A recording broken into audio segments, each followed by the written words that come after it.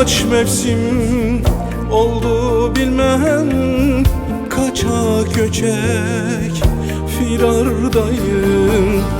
Bir kırık sandal gibi denizin seyrindeyim.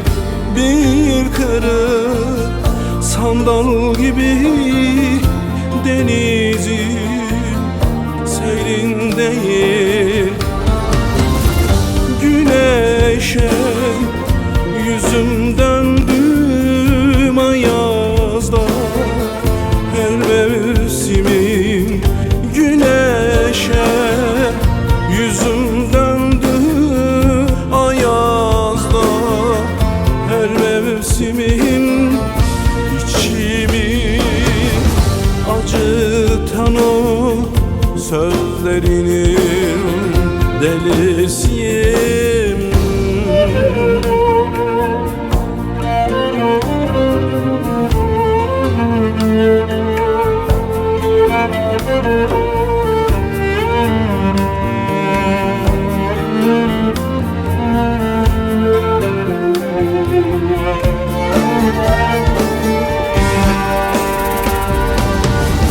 Kaçıncı terk edişin, yeniden sev değişin.